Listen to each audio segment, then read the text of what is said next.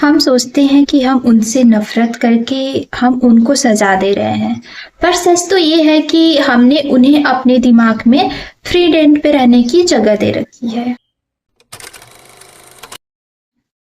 Hello beautiful souls, आज हम कोई फैंसी टेक्निक की बात नहीं करेंगे। आज हम एक बहुत कड़वी सच के बारे में बात करेंगे।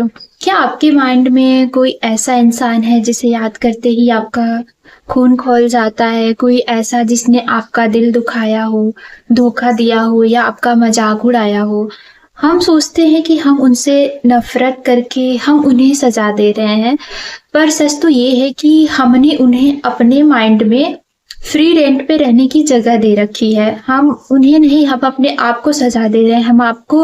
हम अपने आप को हमेशा माइंड टॉर्चर करते रहते हैं। मैं हूँ चंदा पटेल और आज डे 9 में हम सीखेंगे कि कैसे किसी को माफ करके उनके लिए नहीं बल्कि अपनी मैनिफेस्टेशन के लिए बहुत जरूरी होता है। तो देखिए, मैं ये नहीं कहूंगी कि जो उन्होंने किया वो सही था, बिल्कुल नहीं। गलत जो रहता है वो गलत ही रहता है, लेकिन जब आप किसी पर गुस्सा रहते हो तो आपकी जो फ्रीक्वेंसी होती है वो लो हो जाती है। आप गुस्सा और बदले की वाइब्रेशन में होते हैं। आप हमेशा वही सोचते रहते हैं, जिससे आपकी जो एनर्जी रहती है वो भी लो हो जाती है।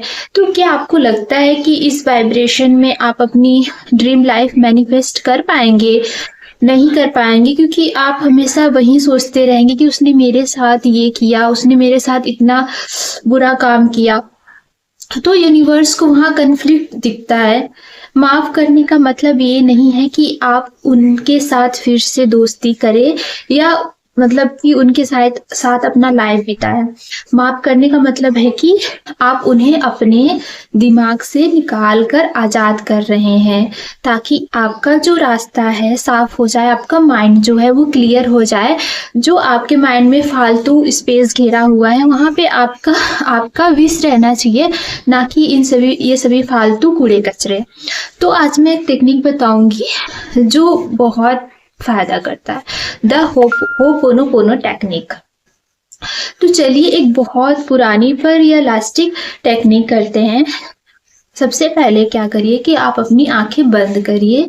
उस इंसान का चेहरा याद करिए जिसने आपको दुख दिया हो या जिसने आपको कुछ बोला हो।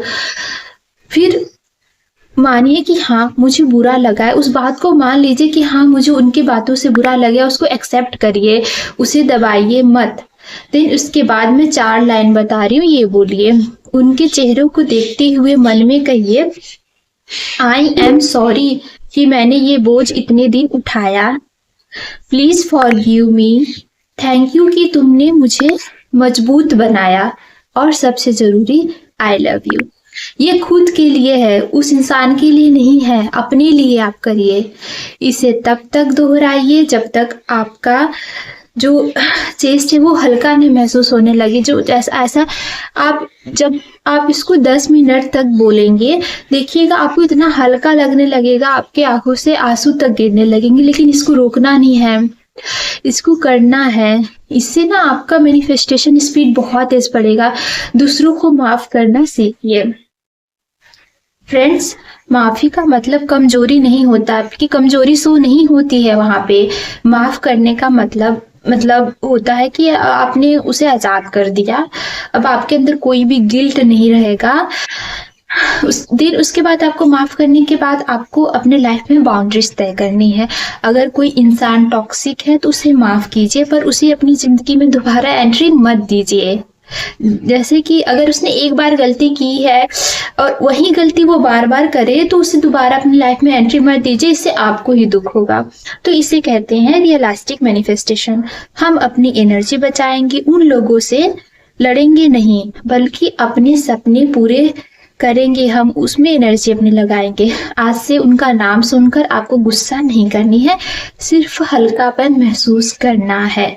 अगर दिन कभी आपके मन में ये थॉट आए ये सब करने के बाद भी माफ, तो ये 4 लाइन दोबारा से बोल दीजिए। तो आज का टास्क ना थोड़ा मुश्किल है, पर क्या आप अपने सपनों के लिए ये बोझ उठाने को तैयार हैं? अगर हाँ तो कमेंट में लिखिए, आई रिलीज द पास्ट। किसी का नाम लेने की ज़रूरत नहीं है, बस अपने सुकून का वादा कीजिए। तो कल है डे 10 और कल हम बात करेंगे डिजिटल डिटॉक्स की, क्योंकि बाहर का शोर अंदर की आवाज़ दबाने लगता है। तो सब्सक्राइब कीजिए चंदा पटेल को। मिलते हैं कल। Happy manifesting.